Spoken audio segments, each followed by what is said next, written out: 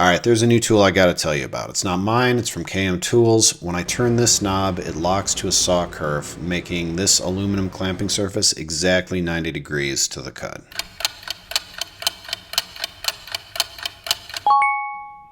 Those first clips were for a new table saw sled build, which I know was the use case that inspired this new tool. But I also know that it's called the Jig Square and not the Sled Square because many more use cases are possible. So I'm going to start by showing you how I precisely square up my miter saw's existing add-on fence, which starts with a 12-year overdue zero clearance insert build. Thanks Jig Square for finally getting me to do this.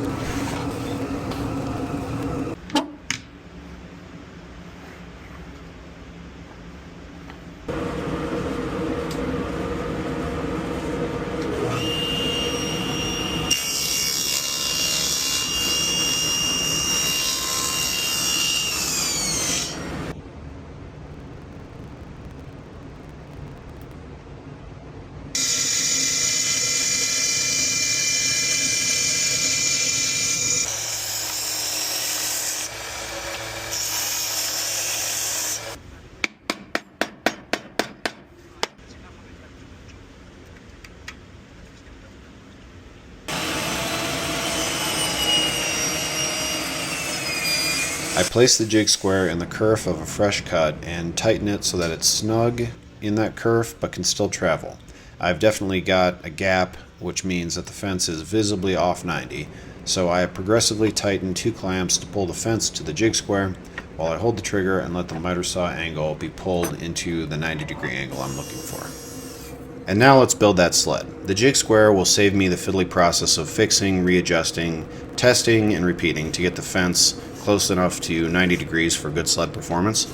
I know enough about this tool from its development, its quality testing, and actually using it that I feel quite confident enough to skip the 5-cut method at the end and just trust that I have a fence that is so close to 90 degrees I'll never even notice any deviation.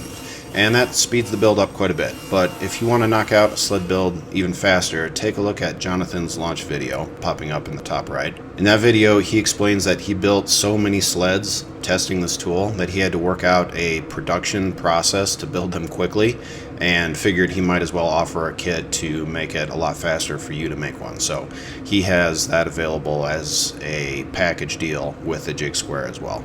But I did not have that available when I built this sled, so let's wrap it up and then I'll use the jig square to set the fence.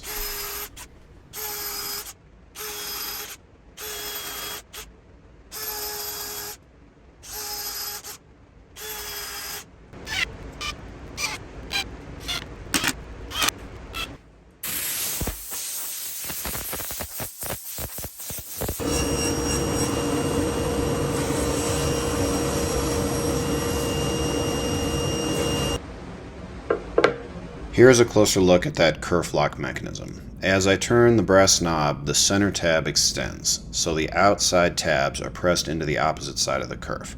The tool's design, production, and quality testing all center around making sure those outside tabs create that exact 90 with the clamping surface, which is why I said I was confident skipping the 5-cut method. But I did it anyway.